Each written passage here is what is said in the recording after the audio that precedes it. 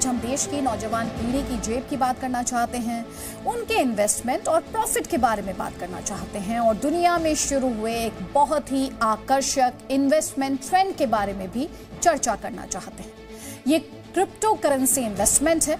आपने नाम सुना होगा, बिटकॉइन, इथेरियम, टेथर, रिपल जैसी वर्चुअल करेंसी की चर्चा आपने सुनी होगी। नई पीढ़ी के नौजवानों के बीच सबसे ज्यादा चर्चा इनकी होती है, यही क्रिप्टो करेंसीज हैं। ये बिल्कुल जादुई करेंसी की तरह है, मतलब ये रुपए खर्च करके खरीदी जाती है, लेकिन आप इसे किसी बैंक में नहीं रख सकते। ये आपके खाते में मौजूद तो होती है, लेकिन आप इसे छू नहीं सकते। इसके जरिए आप सब कुछ खरीद फरोख्त कर सकते हैं, लेकिन इसकी कीमत की गारंटी आपको कोई नहीं देता है। फिर भी दुनिया इन क्रिप्टो करेंसीज के पीछे दीवानी है। तो है ना ये अपने आप में एक जादुई करेंसी? तो भला सोचिए, आज दुनिया में कौन सा ऐसा स्टॉक है जिसके एक शेयर की कीमत 50 लाख रुपए से ज्यादा है? आज कौन सी ऐसी करेंसी है जिसमें 100 रुपए का इन्वेस्टमेंट 2 महीने में 600 रुपयों का मुनाफा दे सकता है? कौन सा ऐसा तरीका है जो 100 रुपए के निवेश को 60 दिन में 1500 रुपए से भी अधिक हो सकता है? ये सारे नामुमकिन से दिखने वाले फायदे क्रिप्टो करेंसी इन्वेस्टमेंट में हो रहे हैं और इसीलिए हम इसे कह रहे हैं जादुई करेंसी। इस जादुई करेंसी के बाकी जल्वों की बात हम आगे करेंगे, लेकिन इस क्रिप्टो करेंसी ने फिलहाल तो भारत सरकार को सोचने के लिए मजबूर कर दिया है। इसलिए मजबूर कर दिया है क्योंकि क्रिप्टो करेंसी में इन्वेस्टमेंट के लिए तरह तरह के लुभावने विज्ञापन दिखाए जा रहे हैं। कम समय में सबसे अधिक मुनाफे का लालच दिया जा रहा है। दावा है इसी आकर्षण में 10 करोड़ से अधिक भारतीयों ने क्रिप्टो करेंसी में 6 लाख करोड़ रुपयों का निवेश कर रखा है। और ये खतरे की बात है कि सारा निवेश अनरेगुलेटेड है, यानी भारत सरकार का इस पर कोई नियंत्रण नहीं है। ये पैसा ड्रग्स मार्केट में जा रहा है या टेरर फंडिंग में इसका इस्तेमाल हो रहा है या फिर मनी लॉन्ड्रिंग हो रही है, इसमें से कुछ भी कहा नहीं जा सकता है। और इसलिए इसी तरह की तमाम चिंताओं को देखते हुए भारत सरकार अब क्रिप्टो करेंसी को लेकर इसे रेगुलेट करने की तैयारी में है। इसके लिए आज ही वित्त मंत्रालय की स्थायी संसदीय समिति की जरूरी बैठक में चर्चा हुई है। इससे पहले शनिवार को प्रधानमंत्री नरेंद्र मोदी ने कई मंत्रालयों के अधिकारियों के साथ लंबी बैठक की थी। मेरे सहयोगी रविंद्र कुमार इस वक्त हमारे साथ हैं। आज की बैठक से क्या आसार समझ आ रहे हैं रविंद्र? क्योंकि इससे पहले प्राइम मिनिस्टर मोदी भी इस पर एक बहुत इंपॉर्टेंट मीटिंग ले चुके हैं, अहम मीटिंग ले चुके हैं। क्रिप्टो करेंसी और भारत सरकार के रुख की यहां पर बात करें तो आपके पास क्या इंफॉर्मेशन है? ठीक है, बिल्कुल। जो प्रधानमंत्री की लंबी बैठक हुई थी और आज जो बैठक हुई है, इसमें अधिकतर सदस्यों, जो सूत्रों से हमें जानकारी मिल रही है, उनका यही मत था कि जो ये क्रिप्टो करेंसी है विभिन्न आयामों में, इसको रोक पाना काफी मुश्किल है, जिस तरह से आपने बताया। और जो हकीकत है कि जो एक्सचेंज में जो इस तरह के क्रिप्टो करेंसी के एक्सचेंजेज हैं, उसमें लगभग 1.5 करोड़ भारतीयों ने $6 बिलियन का इन्वेस्टमेंट कर चुके हैं। और ये डुप्लीकेशन नहीं है, बल्कि रजिस्टर्ड है, उनके KYC के जरिए हुआ है, यानी इतने लोगों ने इन्वेस्ट किया है। तो कहीं ना कहीं अब अधिकतर सदस्यों का यह मानना था और हो सकता है सरकार में भी ये माना जा रहा है कि इसको रोक पाना काफी मुश्किल है, लेकिन इसको रेगुलेट करने की बहुत जरूरी है। हालांकि RBI ने अभी कुछ दिन पहले आपने देखा था कि RBI के गवर्नर ने इस पर बहुत ज्यादा नाराजगी भी जताई थी कि इसको कैसे भारत में परमिशन दिए जाने के पक्ष में वो लगभग नहीं दिख रहे थे। लेकिन इतने बड़ी संख्या में भारतीयों ने लोक लुभावने जो जिस तरह से वायदे किए जा रहे हैं, पैसे को डबल ट्रिपल, और आपने आंकड़े भी दिखाए, उसको देखते हुए बड़ी संख्या में युवा इसमें इन्वेस्ट कर रहे हैं। और इसको इसको कौन रेगुलेट कर रहा है, कौन चला रहा है, किसी को इसके बारे में किसी को जानकारी नहीं है। हालांकि पूरे विश्व में अधिकतर देशों में इसको लेकर कहीं ना कहीं चर्चाएं हो रही है। हालांकि एल सल्वाडोर एक कंट्री है, छोटा सा कंट्री है, उसने इसको रेगुलेट किया है, इसको मान्यता दी है। लेकिन भारत रेगुलेशन की बात करें, इसे रेगुलेट करने की बात कर रहे हैं, जो सरकार है वो इसके बिल पर भी विचार कर रही है। क्या कुछ कदम सरकार उठा सकती है? और अभी तो विंटर सेशन भी शुरू होने वाला है। बिल्कुल, देखिए कि एक ड्राफ्ट बिल पहले से ही बनाया गया था, एक विशेषज्ञों की कमेटी द्वारा बनाया गया था, और सरकार के पास पेंडिंग है, उस पर विचार विमर्श चल रहा है। और जिस तरह से आपने बताया कि प्रधानमंत्री ने बड़ी एक लंबी बैठक की थी, जिसमें कई मंत्रालयों के, चाहे होम मिनिस्ट्री के हो, फाइनेंस मिनिस्ट्री के हो, और दूसरे जो मिनिस्ट्री के बड़े अधिकारी थे, विशेषज्ञ थे, उनसे जो चर्चाएं हुई है, उसमें ये जरूर बताया गया कि इससे टेरर फंडिंग को कहीं पैसा न जा रहा हो, मनी लॉन्ड्रिंग न हो। इस पर कहीं ना कहीं उसमें नाराजगी जताई गई थी, इसे रेगुलेट करना है, इस पर रोक लगाने की भी बात चर्चा हुई थी। लेकिन जैसा कि करें, सदस्यों का मानना है और जिस तरह से दिख रहा इसको रोक पाना काफी मुश्किल है। इसका कोई बाउंड्री नहीं है, इसका कौन इसको केयर कर रहा है इसके बारे में बहुत ज्यादा जानकारी नहीं होती है। तो कहीं ना कहीं रेगुलेट करना ही सबसे बड़ी बात होगी। आरबीआई ने पहले ही इस पर अपने हाथ लगभग खड़े कर दिए। तो माना जा रहा है कि सेबी एक ऐसी संस्था है जिसको इसकी जिम्मेदारी दी जा सकती है। हालांकि इसके पहले ड्राफ्ट बिल जो है उसको कैबिनेट में चर्चा होगी, अगर वो अप्रूव होता है तो विंटर सेशन में आएगा। तो कहीं ना कहीं सबसे बड़ी चिंता यह है कि इस करेंसी को कैसे रेगुलेट किया जाए और इसमें जो युवा बड़ी संख्या में जो इन्वेस्ट कर रहे हैं उनके पैसा भी सुरक्षित रहे और टेरर फंडिंग में न जाए, हवाला में न जाए, मनी लॉन्ड्रिंग में है। जिस तरीके से एक इनसिक्योरिटी है, एक रिस्क इन्वॉल्व है, उस पर भी तफसील से बात करने की जरूरत है। रविंद्र कुमार, बहुत बहुत शुक्रिया। फिलहाल तो क्रिप्टो करेंसी निवेश को रेगुलेट करने के लिए भारत सरकार क्या विस्तृत नियम बनाती है, ये आने वाले दिनों में तस्वीर साफ हो पाएगी। लेकिन हम आपको ये बताना चाहते हैं कि क्रिप्टो करेंसी है क्या। तो क्रिप्टो करेंसी एक वर्चुअल करेंसी है जो भौतिक रूप से तो मौजूद नहीं होती। इसे क्रिप्टोग्राफी के जरिए तैयार किया जाता है और जानकारियां सुरक्षित रखने के लिए ब्लॉकचेन नाम की कंप्यूटर टेक्नोलॉजी का इस्तेमाल किया जाता है। इसमें एक ब्लॉक एक खास कोड के जरिए जुड़ा होता है और बिना कोड के उसकी जानकारी पाना नामुमकिन होता है। जो इस तरह तैयार की गई एक डिजिटल करेंसी क्रिप्टो निवेश का एक तरीका है। जैसे आप अपने पैसे खर्च करके शेयर, डिबेंचर, बॉन्ड, सिक्योरिटीज वगैरह खरीदते हैं और शेयर बाजार के हिसाब से उस निवेश पर आपको फायदा या फिर नुकसान होता है, ऐसे ही निवेश का एक तरीका आप कह सकते हैं क्रिप्टो करेंसी है। लेकिन गौर करने वाली बात यह कि इसमें निवेश के लिए भारत में किसी भी बैंक या वित्तीय संस्थान को इजाजत नहीं है। तो फिर सवाल ये कि 10 करोड़ भारतीयों ने इसमें निवेश कैसे किया है। तो क्रिप्टो करेंसी की खरीद बिक्री क्रिप्टो एक्सचेंज के जरिए होती है।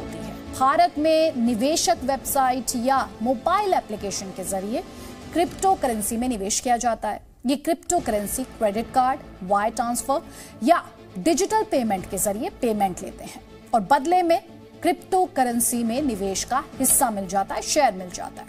अब ये निवेश भी आपको समझना है कि कई तरीके का है, क्योंकि मान लीजिए एक क्रिप्टो कॉइन की कीमत 50 लाख रुपए, तो उसे आम निवेशक तो खरीद नहीं सकता, इसलिए उसे निवेश वाली पूंजी के हिसाब से क्रिप्टो करेंसी का अनुपातिक हिस्सा मिलता है। क्रिप्टो करेंसी की वैल्यू के साथ निवेशक की पूंजी बढ़ती या घटती जाती है। लेकिन क्रिप्टो करेंसी में निवेश आम निवेशकों के लिहाज से भी, और जैसा कि पहले भी हमने आपसे कहा, किसी देश की अर्थव्यवस्था के लिहाज से भी खतरनाक है। इसलिए खतरनाक है क्योंकि क्रिप्टो करेंसी में निवेश हाई रिस्क इन्वेस्टमेंट में आता है। मुनाफा जितना तेजी से हो सकता है, नुकसान का खतरा, संभावना भी उतनी ही ज्यादा होती है। उदाहरण के तौर पर इथेरियम नाम की क्रिप्टो करेंसी ने 2021 में निवेशकों की पूंजी, ध्यान से सुनिए, 400% से अधिक बढ़ा दी। वहीं डोजकॉइन नाम की क्रिप्टो करेंसी ने निवेशकों की पूंजी 5100% कम भी कर दी और इसकी कोई गारंटी नहीं कि किन कारणों से क्रिप्टो मार्केट पर क्या असर हो सकता है। सबसे बड़ा जोखिम तो यह है कि क्रिप्टो में निवेश, बार बार हम आपसे कह रहे हैं, ये रेगुलेटेड नहीं है। और इतना ही नहीं, भारत से लेकर दुनिया भर के कई मुल्कों में क्रिप्टो करेंसी के नाम पर ठगी हो रही है। धोखाधड़ी की खबरें भी आ चुकी हैं, जैसे कि 2018 में रिपल ने 50 करोड़ रुपए की ठगी का मामला आया। 250 दिन में रकम 3 गुना करने का झांसा देकर ठगी की गई थी। इसके बाद कंपनी वेबसाइट बंद कर फरार हो गई। 2014 और 17 के बीच भी इंग्लैंड में OneCoin का फ्रॉड हुआ था, जिसमें दुनिया भर के निवेशकों से 4 अरब यूरो की ठगी हुई। मतलब ये पूरी तरह मायावी टाइप का इन्वेस्टमेंट प्लेटफॉर्म है और भारतीय निवेशकों के लिहाज से आप इसे देखेंगे तो ये कितना नुकसानदायक हो सकता है कि अगर कोई हैकिंग, ठगी या फिर फर्जीवाड़ा हो जाए तो निवेशक को सिवाय हाथ मलने के अलावा कोई ऑप्शन निवेशक के पास नहीं रह जाता है। हमने काफी कोशिश की इस क्रिप्टो करेंसी की पूरी वर्किंग को समझने की, लेकिन आज तक कहीं भी कोई भी कन्विंसिंग जवाब नहीं मिला कि ये होता क्या है, बनता कैसे है और इसका ट्रेड कैसे होता है, इसकी प्राइसिंग जो है वो किस पे निर्भर होती है।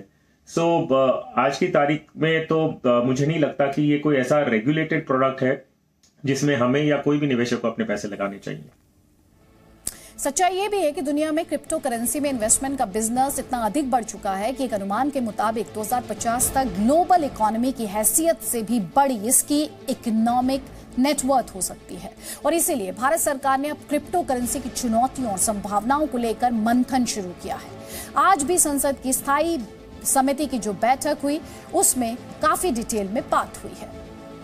ढाई घंटे ये बैठक चली और बैठक में जो मेन कॉज ऑफ कंसर्न निकल कर आया है वो है क्रिप्टो करेंसी के विज्ञापन, जो फुल पेज विज्ञापन आजकल अखबारों में देखे जा रहे हैं, उसको लेकर संसदीय समिति के लगभग सभी सदस्यों ने ये चिंता जताई है और कहा है कि या तो कंपनियां स्वतः संज्ञान लेकर इसको खुद से रोकें या डिस्क्लेमर देकर इसके विज्ञापन छापें, या फिर जो विज्ञापन के रेगुलेटर्स हैं वो इस पर रोक लगाएं। सारे जो सांसद हैं उनने एक सुर में ये बात जरूर कही है कि क्योंकि अभी तक बहुत सारे निवेशकों ने इसमें निवेश कर लिया है, अतः सरकार को इस पर कंप्लीट बैन जैसा सिचुएशन नहीं सोचना चाहिए।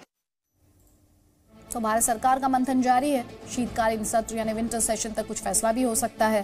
क्रिप्टो करेंसी की इकोनॉमी की हालत यह है कि भारत सरकार चाहकर भी इससे आंखें मूंद नहीं सकती, क्योंकि क्रिप्टो करेंसी को यूएस, कनाडा, ईयू, ऑस्ट्रेलिया में ट्रेडिंग की मंजूरी मिली हुई है। एल साल्वाडोर में तो क्रिप्टो करेंसी को लीगल टेंडर घोषित किया जा चुका है। भारत में अभी सिर्फ ट्रेडिंग की मंजूरी है। वैसे आपको बता दें, इस वक्त दुनिया में 1800 से ज्यादा क्रिप्टो करेंसी हैं। भारत में हालांकि 2018 में आरबीआई ने क्रिप्टो करेंसी को बैन किया था, लेकिन सुप्रीम कोर्ट ने मार्च 2020 में इस पर से रोक को हटा दिया।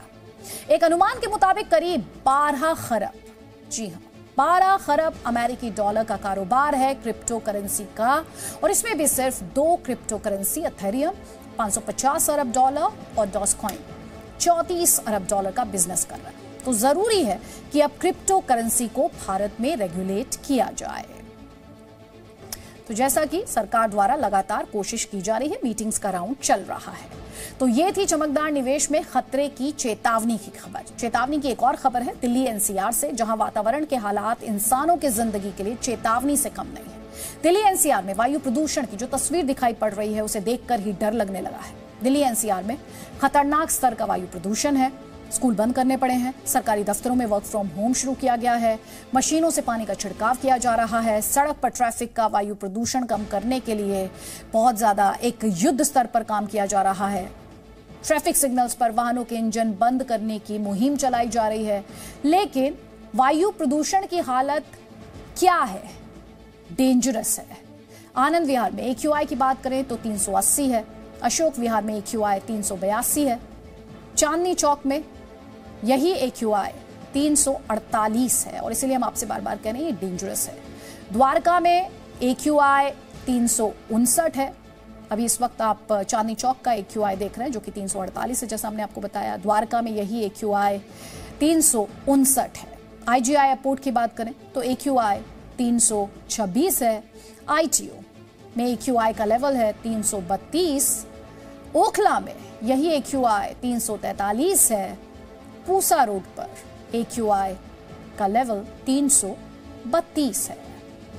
तो सरकार और प्रशासन प्रदूषण रोकने में नाकाम रहे हैं। तो सुप्रीम कोर्ट में जनहित के इस महत्वपूर्ण मुद्दे पर सुनवाई हुई। सुप्रीम कोर्ट में भी सरकार और संस्थाएं अपने आप को बचाने की कोशिश करते नजर आए, तो अदालत की तरफ से ही फिर सख्ती दिखाई गई। अब अदालत की ओर से 48 घंटों का वक्त मिला है। केंद्र को इमरजेंसी मीटिंग बुलाने के लिए कहा गया है। यूपी, हरियाणा और पंजाब की बैठक में इन राज्यों को रहने के लिए कहा गया है, और इन सभी से अदालत ने हलफनामा भी मांगा है। अदालत बुधवार को प्रदूषण के मुद्दे पर फिर सुनवाई करने वाली है।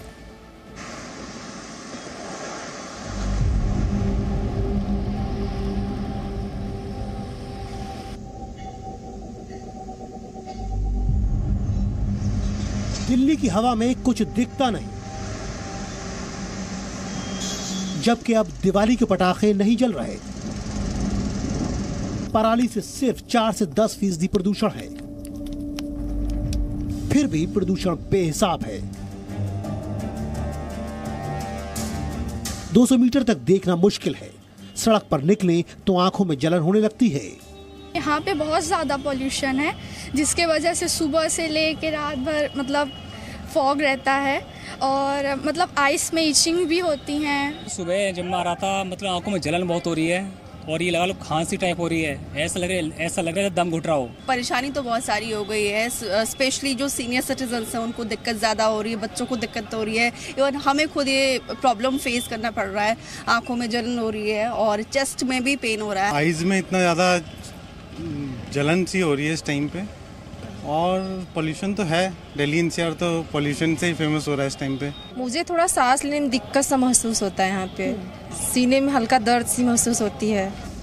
दिल्ली एनसीआर के लोग मजबूर हैं। उनके साफ हवा पानी के हक के साथ समझौता किया जा रहा है। जहरीली हवा उनके फेफड़ों में जहर भर रही है, लेकिन सरकार और प्रशासन दिल्ली एनसीआर वालों को साफ हवा तक हासिल करने नहीं दे रहे। दिल्ली एनसीआर में घातक स्तर के प्रदूषण को देखते हुए सुप्रीम कोर्ट में सुनवाई हुई तो दिल्ली सरकार ने 26 पन्नों का हलफनामा देकर दिल्ली में लॉकडाउन लगाने का ऑफर दे दिया।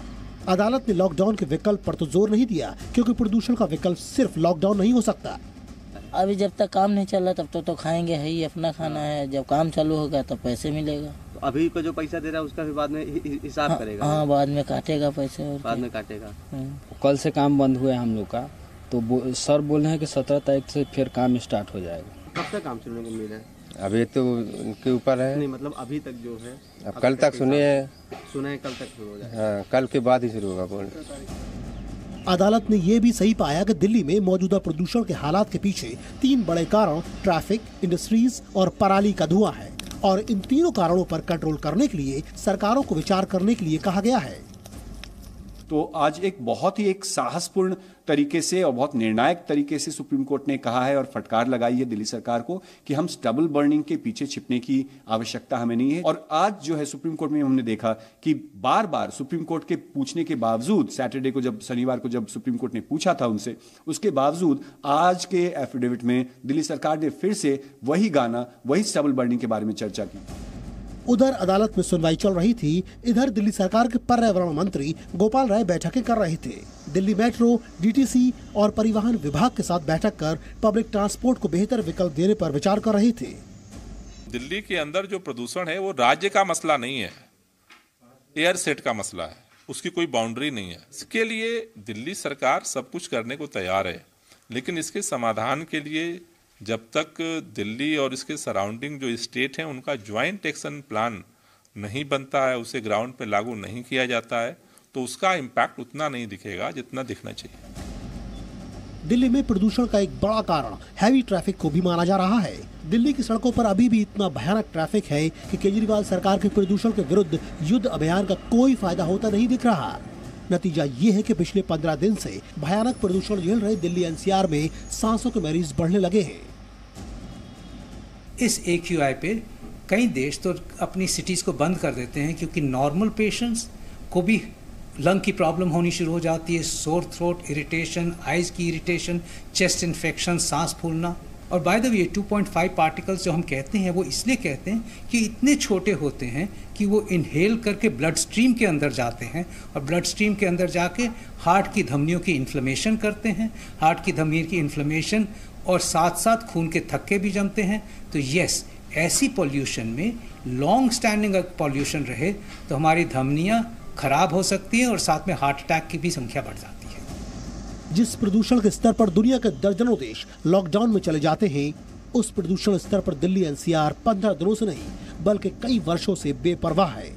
सरकारें भी नाकाम हैं और लोग भी लापरवाह, और इसका नतीजा ये है कि आम लोगों को दिल्ली की हवा में प्रदूषण के कणों से बचने के लिए मास्क के अलावा कोई दूसरा उपाय नजर नहीं आ रहा। धूल में मौजूद ऐसे कण जो 2.5 माइक्रोग्राम पर क्यूबिक मीटर से भी हल्के हैं, यानी जो दिखाई नहीं देते, वो इस वक्त मेरी नाक के जरिए और सांस के जरिए दिल तक पहुंच रहे हैं और दिल को परमानेंट डैमेज करने के लिए काफी हैं। इसीलिए इस वक्त कोशिशों के साथ साथ कई गुना बढ़ जाती है। और इस चश्मे को भी मैंने इसीलिए लगा रखा है कि जितने हिस्से एक्सपोज हैं, उतने हिस्सों को जितना आप इस तरह के सुरक्षा कवच से बचा कर रखेंगे, उतना ही आपकी जान सलामत रहेगी। पूजा मक्कड़, जी मीडिया, दिल्ली।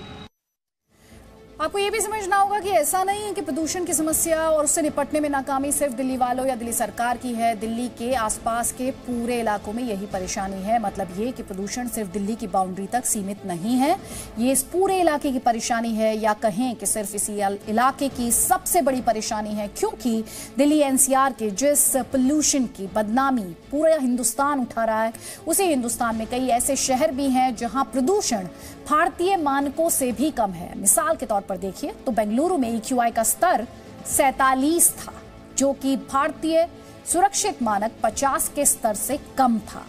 इसी तरह से चेन्नई में ये 48, अमरावती में 23, बागलकोट में 22, अर्नाकुलम में ये 45, कोच्चि में 37, तो पुदुचेरी में यही AQI 39 के स्तर पर, और ये मानक भी, ये AQI भी हम आपको भारत के ही दूसरे शहरों का दिखा रहे हैं। तो ये उपाय दिल्ली और उसके आसपास क्यों नहीं है? इन आंकड़ों को देखकर आप सोच रहे होंगे, क्योंकि सरकारों ने इस दिशा में कभी ठोस पहल की ही नहीं है।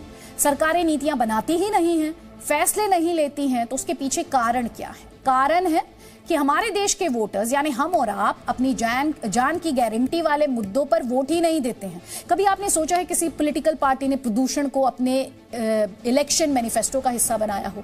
कोई भी पॉलिटिकल पार्टी साफ हवा, पानी, स्वास्थ्य जैसे मूलभूत अधिकारों की गारंटी देकर चुनाव में नहीं उतरते हैं। जनता को क्या बताया जाता है? मुफ्त की योजनाएं, उनकी जान के लिए जरूरी योजनाओं और फैसलों को नजरअंदाज किया जाता है, और इसी का नतीजा आज दिल्ली NCR के लोग भी उठा रहे हैं। लेकिन इसके लिए आप सिर्फ पॉलिटिकल पार्टीज को जिम्मेदार नहीं ठहरा सकते हैं, इसके लिए आप भी जिम्मेदार हैं। क्या आप अपने नेताओं से कभी पूछते हैं कि साफ हवा, साफ पानी जैसी सुविधाओं के लिए वो क्या करेंगे? देश ही देख रहे हैं आप, क्या चीन भी पाकिस्तान के नक्शे कदम पर चलने लगा है? ये सवाल हम इसलिए पूछ रहे हैं क्योंकि फिलहाल मणिपुर में जिस तरीके की साजिश हुई उसमें भी चीन का हाथ कहीं ना कहीं नजर आ रहा है। जिस तरह पाकिस्तान आतंकवाद को भड़काकर भारत के खिलाफ साजिश रचता है, क्या उसी तरह अब चीन भी उग्रवादियों को मोहरा बनाकर भारत के टुकड़े करने का सपना देख रहा है? और क्या इसी षड्यंत्र के तहत चीन ने प्लान PLA तैयार किया है? ये सवाल इसलिए क्योंकि मणिपुर में सेना के काफिले पर हुए उग्रवादी हमले का चीन कनेक्शन सामने आया है।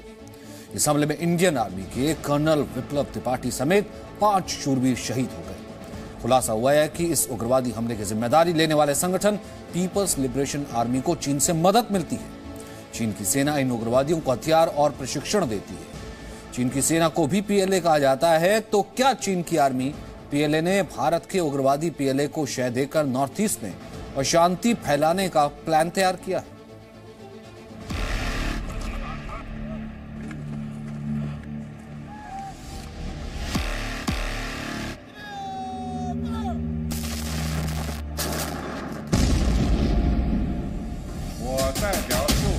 नॉर्थ ईस्ट में चीन का प्लान PLA। मणिपुर में उग्रवादी हमले के पीछे चीन की साजिश। कर्नल विप्लव त्रिपाठी की शहादत का जिम्मेदार चीन।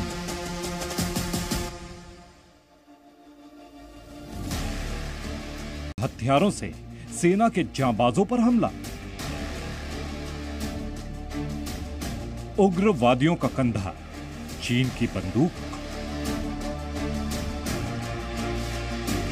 जिंदगी तो बस अपने दम पर जी जाती है। ये देश के अमर शहीद का बेटा है। जिंदगी तो बस अपने दम पर जी जाती है, दूसरों के कंधों पर तो चनाचे उठते हैं। अपने पिता की ही तरह वीर और देशभक्त। इंकलाब जिंदाबाद। इसकी वाणी और इसके संस्कारों में देश प्रेम भरा है। इंकलाब जिंदाबाद। लेकिन ये प्यारा सा बच्चा अब इस दुनिया में नहीं है। देश के दुश्मनों ने जांबाज पिता के साथ इस मासूम की भी जान ले ली।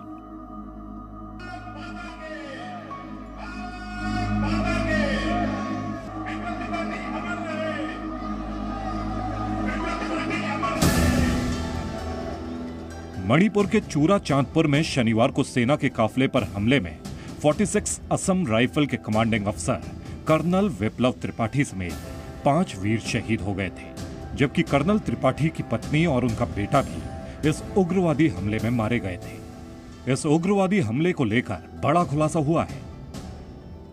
इसके पीछे पड़ोसी देश चीन की साजिश सामने आई है। जी न्यूज को मिली एक्सक्लूसिव जानकारी के मुताबिक इस हमले के तार चीन से जुड़े हैं।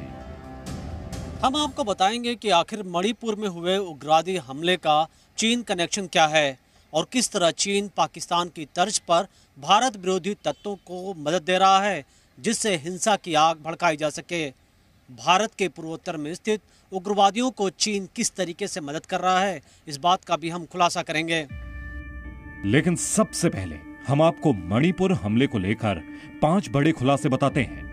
पहला खुलासा, मणिपुर में सेना के काफले पर हमले की जिम्मेदारी लेने वाले उग्रवादी संगठन पीपल्स लिबरेशन आर्मी यानी पीएलए की चीन की सेना के साथ नजदीकी है। दूसरा खुलासा, कर्नल विप्लव त्रिपाठी के काफले पर अटैक करने उग्रवादी संगठन पीएलए को चीन से हथियार और गोला बारूद मिलता है। तीसरा खुलासा, उग्रवादी संगठन पीएलए को चीन की सेना प्रशिक्षण देती है। चौथा खुलासा, चीन नॉर्थ ईस्ट के उग्रवादी संगठनों को संरक्षण और मदद दे रहा है और उनके जरिए हिंसा की साजिश रच रहा है। और पांचवा खुलासा, उग्रवादी संगठन पीएलए चीन की मदद से भारत को तोड़ने का सपना देख रहा है। सुरक्षा एजेंसियों के माने तो नॉर्थ ईस्ट में बड़े पैमाने पर अशांति फैलाने के साथ साथ उग्रवाद को बढ़ावा देने के लिए साजिशें रची जा रही हैं। इन सभी उग्रवादी गुटों को चीन से बड़ी मात्रा में हथियारों की सप्लाई हो रही है। मणिपुर के चूड़ा चांदपुर में सेना के काफले पर उग्रवादी संगठन पीएलए और मणिपुर नागा पीपल्स फ्रंट यानी एमएनपीएफ के चरमपंथियों ने घात लगाकर अटैक किया था। सेना के काफले पर हुए हमले में पीएलए के 15 से ज्यादा उग्रवादी शामिल थे। इन्होंने पहले काफले को निशाना बनाकर आईईडी विस्फोट किया। इसके बाद सड़क के दोनों तरफ से फायरिंग शुरू हो गई। सुरक्षा एजेंसियों के सूत्रों से मिली जानकारी के मुताबिक उग्रवादी संगठन पीएलए के संबंध चीन की सेना के साथ हैं। चाइना लगातार भारत को घेरने की, भारत को दबाव में रखने की साजिशें करता है और ये जो नया भारत है प्राइम मिनिस्टर मोदी के नेतृत्व में, वो चाइना की सभी साजिशों का दृढ़ संकल्पित होकर के जवाब दे रहा है। सूत्रों के मुताबिक नॉर्थ ईस्ट को अशांत करने की बड़ी साजिश रची जा रही है और इस साजिश का एक सिरा पूर्वोत्तर भारत में है और दूसरा चीन में। चीन इन इलाकों में सक्रिय उग्रवादियों की मदद कर रहा है।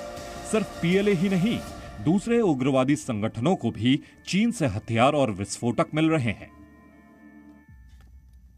पूर्वोत्तर में सक्रिय उग्रवादी संगठनों तक हथियार पहुंचाने में उल्फा के सरगना परेश बरुआ की भूमिका सामने आई है। बताया जाता है कि परेश बरुआ म्यांमार और चीन सीमा के नजदीक रुइली में छिपा हुआ है। परेश बरुआ के जरिए पूर्वोत्तर के उग्रवादी संगठनों तक चीन के बने हथियार लगातार पहुंच रहे हैं। असम राइफल्स के कमांडिंग अफसर कर्नल विप्लव त्रिपाठी और उनके साथियों पर हमला करने वाले उग्रवादी संगठन पीएलए ने भी म्यांमार में ठिकाना बना रखा है। जी मीडिया को मिली जानकारी के मुताबिक म्यांमार के यांगून, मंडाले और सागा एंग में उग्रवादी संगठन पीएलए के ठिकाने मौजूद हैं। पीएलए म्यांमार चीन की सीमावर्ती इलाकों से ऑपरेट करता है। चीन से मिले हथियारों की खेप को उत्तर पूर्व में लगातार सप्लाई करने के साथ उग्रवादी संगठनों में युवाओं की भर्ती करने की साजिश में भी पीएलए शामिल है। जी न्यूज को विश्वस्त सूत्रों से जानकारी मिली है कि चीन की शह पर काम करने वाले उग्रवादी संगठन पीएलए में करीब 600 से लेकर के 700 हथियारबंद उग्रवादी हैं और ये संगठन भारत म्यांमार सीमा के नजदीक म्यांमार के इलाके में इनके कई कैंप हैं। जब भी सेना पूर्वोत्तर में इनके खिलाफ कार्रवाई करती है, ये सभी म्यांमार के अंदर दाखिल हो जाते हैं। पूर्वोत्तर में चीन की साजिश को नाकाम करने के लिए सुरक्षा बल और खुफिया एजेंसियां पूरी तरह से मुस्तैद हैं। कर्नल विप्लव त्रिपाठी और उनके टीम की शहादत बेकार नहीं जाएगी। इसमें कोई शक नहीं है कि नॉर्थ ईस्ट में देश के साथ गद्दारी करने वाले और सेना के शूरवीरों की हत्या करने वाले उग्रवादियों का हिसाब बहुत जल्द होगा। बलिदान का बदला जरूर लिया जाएगा, लेकिन सवाल है कि चीन में बैठे उग्रवादियों के मददगारों को सबक कैसे सिखाया जाएगा। दिल्ली से मनीष शुक्ला और कृष्ण मोहन मिश्रा के साथ ब्यूरो रिपोर्ट, जी मीडिया। मणिपुर में हुए उग्रवादी हमले के जिम्मेदार लोगों के खिलाफ सुरक्षा बलों का ऑपरेशन जारी है। ताजा खबर यह है कि असम राइफल्स ने मणिपुर पुलिस के साथ जॉइंट ऑपरेशन में 2 उग्रवादियों को पकड़ा है। इन उग्रवादियों को इम्फाल और थोबल से गिरफ्तार किया गया। इनमें से एक उग्रवादी पीएलए का सदस्य है। हम आपको बता चुके हैं पीएलए ने इस उग्रवादी हमले की जिम्मेदारी ली थी। इससे जुड़ी एक और बड़ी खबर यह है कि आर्मी और मणिपुर पुलिस के साझा अभियान में उग्रवादियों के हथियारों का जखीरा बरामद किया गया है। मणिपुर के काकचिंग जिले में एक स्कूल में 20 ग्रेनेड बरामद किए गए।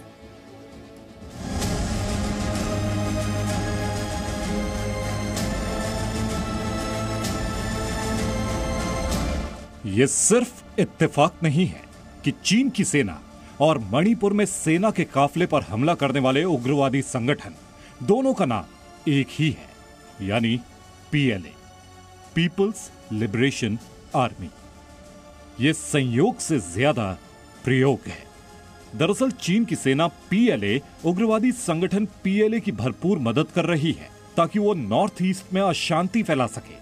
नॉर्थ ईस्ट के जो इंसर्जेंट्स हैं, जो म्यांमार में शरण लिए हुए होते हैं, उनके माध्यम से हथियारों की सप्लाई करा करके उन्हें ट्रेनिंग वगैरह दे करके चाइना उन्हें भारत के विरुद्ध लामबंद कर सकता है। उग्रवादी संगठन पीएलए को चीन की सेना ने ही पाला पोसा है।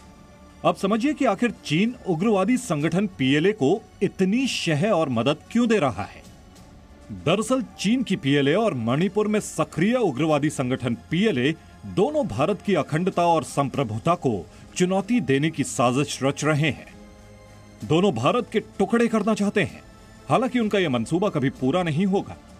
उग्रवादी पीएलए एक अलगाववादी संगठन है जिसका मकसद अलग मणिपुर देश बनाना है।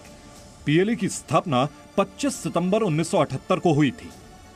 एन विशेश्वर सिंह ने यह संगठन खड़ा किया था। यूनाइटेड नेशनल लिबरेशन फ्रंट से अलग गुट के रूप में इसकी स्थापना हुई थी। इसे खतरनाक उग्रवादी संगठन के तौर पर पहचान मिली। उग्रवादी संगठन पीएलए को चीन से हथियार मिलते हैं और आशंका है कि चीन इसकी फंडिंग भी करता है। मणिपुर के अलावा असम के कुछ इलाकों में भी ये सक्रिय रहा है। दरअसल पीएलए की साजिश बहुत बड़ी है। वो चीन की मदद से पहले मणिपुर को भारत से अलग करने का ख्वाब देख रहा है और फिर इसे आधार बनाकर पूर्वोत्तर भारत के दूसरे राज्यों में भी अशांति फैलाने का षड्यंत्र कर रहा है। आतंकी ग्रुपों को जो कि भारत के विरुद्ध लगातार हमले करते हैं, उन्हें और अधिक सक्रियता से वो मदद दे रहा है। सैनिक शासन म्यांमार में स्थापित होने से इस बात की संभावना दिखाई देती है कि चाइना को तमाम आतंकी तत्वों को मदद करने में अब ज्यादा सहूलियत हो रही है। पीएलए के उग्रवादी अब तक कई बार भारतीय सुरक्षा बलों पर हमले कर चुके हैं। वैसे तो हिंसा के रास्ते पर चलने वाले संगठनों की कोई विचारधारा नहीं होती है, लेकिन उग्रवादी संगठन पीएलए भी माओवादी और मार्क्सवादी विचारधारा को मानने का दावा करता है, जो चीन की राजनीतिक विचारधारा है। चीन पूर्वोत्तर भारत में सक्रिय उग्रवादी संगठनों से सांठगांठ से इनकार करता रहा है, लेकिन उग्रवादी संगठन पीएलए ने ही चीन की पोल खोल दी। साल 2009 में पीएलए का एक उग्रवादी पकड़ा गया था। उसका नाम सार्जेंट रॉनी था। उसने पूछताछ में कहा था कि चीन की पीपल्स लिबरेशन आर्मी का मणिपुर के पीएलए के साथ संपर्क है और वो उग्रवादियों को प्रशिक्षण देती है। म्यांमार में सेना को चुनौती देने वाले उग्रवादी गुटों को भी चीन हथियार मुहैया करवाता है और ये हथियार भी पूर्वोत्तर भारत के उग्रवादी संगठनों तक पहुंच रहे हैं। इसके अलावा पीएलए के नगा उग्रवादी गुट एनएससीएन से भी प्रशिक्षण मिला है। एनएससीएन के चीनी सेना पीएलए के साथ घनिष्ठ संबंध हैं। यानी चीन अब उसी नीति पर चल रहा है जिस पर पाकिस्तान पिछले 3 दशक से अमल कर रहा है। जिस तरीके का कुकृत्य, जिस तरीके के आतंकी कृत्यों को पाकिस्तान के द्वारा भारत के वेस्टर्न फ्रंट पे अंजाम दिया जाता है, उसी तरीके के कुकृत्य, उसी तरीके के आतंकी कृत्य चाइना के द्वारा भी नॉर्थ ईस्ट फ्रंट पर किए जा सकते हैं। पाकिस्तान कश्मीर में आतंकवादी संगठनों को हर तरह की मदद देता आया है। लश्कर-ए-तैयबा, जैश-ए-मोहम्मद और हिजबुल मुजाहिदीन जैसे आतंकवादी संगठन पाकिस्तान और पीओके की धरती से ऑपरेट करते हैं। वहां इन आतंकवादी संगठनों के टेरर ट्रेनिंग कैंप हैं, जहां आतंकियों को हथियार चलाने से लेकर टेरर अटैक करने तक का प्रशिक्षण दिया जाता है।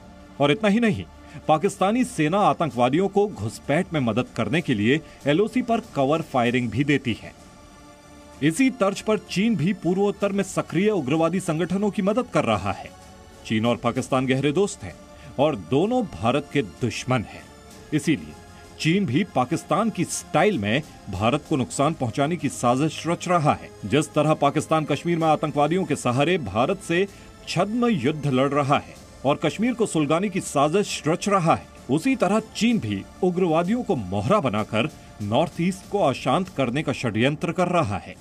जो नॉर्थ ईस्ट के इंसर्जेंट्स जो कि म्यांमार में शरण लिए हुए हैं और म्यांमार की टेरिटरी का इस्तेमाल करते हुए वो भारत के विरुद्ध साजिशें रचते हैं, इस तरह के इंसर्जेंट्स को अब चाइना कहीं बेहतर तरीके से मदद दे पा रहा है। उन्हें हथियारों की सप्लाई, उन्हें हर तरीके के वेपन सिस्टम्स को चाइना प्रोवाइड करा पा रहा है। यानी चुनौती कश्मीर से लेकर मणिपुर तक है। एक तरफ पाकिस्तान प्रायोजित आतंकवाद है तो दूसरी तरफ चीन समर्थित उग्रवाद। लेकिन भारत एक साथ दोनों खतरों से निपटने में पूरी तरह से सक्षम है। हिंद के जांबाज देश की एकता और अखंडता पर आने वाली हर चुनौती का मुंहतोड़ जवाब देना जानते हैं। दिल्ली से मनीष शुक्ला और कृष्ण मोहन मिश्रा के साथ ब्यूरो रिपोर्ट, जी मीडिया। वहीं पूर्व केंद्रीय मंत्री सलमान खुर्शीद की किताब सनराइज ओवर अयोध्या पर विवाद बढ़ता जा रहा है। नैनीताल में प्रदर्शनकारियों ने सलमान खुर्शीद के घर पर हमला किया। प्रदर्शनकारियों ने उनके घर पर आगजनी भी की। जी न्यूज सलमान खुर्शीद के घर पर हुई आगजनी और पथराव की निंदा करता है। हमारा संविधान वैचारिक स्वतंत्रता का अधिकार देता है, लेकिन इस तरह के हमले की इजाजत कभी नहीं देता।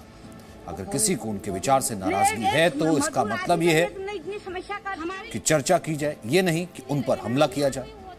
आगजनी के बाद सलमान खुर्शीद ने कहा कि वे इस मुद्दे पर चर्चा के लिए तैयार हैं। राष्ट्रीय जनजातीय गौरव दिवस पर भोपाल में एक कार्यक्रम का आयोजन किया गया, जिसमें प्रधानमंत्री नरेंद्र मोदी शामिल हुए। इस मौके पर मध्य प्रदेश के सीएम शिवराज सिंह चौहान ने कांग्रेस पर जमकर निशाना साधा। सीएम शिवराज सिंह चौहान ने कहा कि कांग्रेस ने इतिहास को गलत ढंग से पढ़ाया है। आजादी की लड़ाई के इतिहास को भी केवल एक खानदान का इतिहास बना दिया। तालियां आप सबकी तरफ से इस अभिनंदन में इसका रंग और गाढ़ा करेंगे। रानी की गाथाएं भोपाल के जनजीवन में हर कोई गाता था। बचपन में हम कहते थे ताल तो भोपाल ताल और सब तलैया, रानी तो कमलापति और सब रनैया। लेकिन रानी भुला दी गई। इतिहास में उचित स्थान ना अंग्रेजों ने दिया ना कांग्रेस ने दिया। एक जमाना था जब एक पाई की राज करती थी, उसने एक खानदान के अलावा आजादी की लड़ाई का योगदान श्रेय और किसी को नहीं दिया। लेकिन प्रधानमंत्री जी, भगवान बिरसा का सम्मान संपूर्ण जनजातीय समाज का सम्मान है। भारत माता पे यह कर्ज था ऐसे सच्चे सपूतों का, जनजातीय योद्धाओं का। सचमुच में आपने भारत माता का के ऊपर जो कर्ज था वो कर्ज उतारा है जनजातीय गौरव दिवस की घोषणा करके। वैक्सीन के रूप में पहले दुनिया वैक्सीन बनाती थी, भारत नहीं बना पाता था। वैक्सीन बनी भी और वैक्सीन 107 करोड़ से ज्यादा लोगों को लगी। ये वैक्सीन का डोज नहीं, प्रधानमंत्री जी आपने जिंदगी का डोज हमारी जनता को दिया है, फ्री में दिया है। और ये दोनों हाथ ऊपर उठा के फिर ताली बजा के स्वागत कीजिए प्रधानमंत्री जी का, अभिनंदन कीजिए प्रधानमंत्री जी का।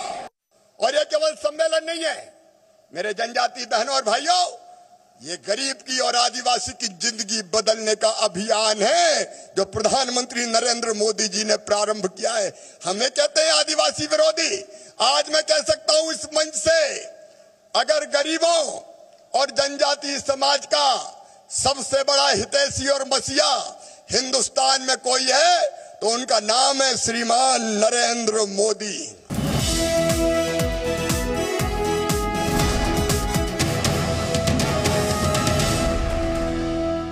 Presenting B News app, available on Google Play and App Store. Download it now.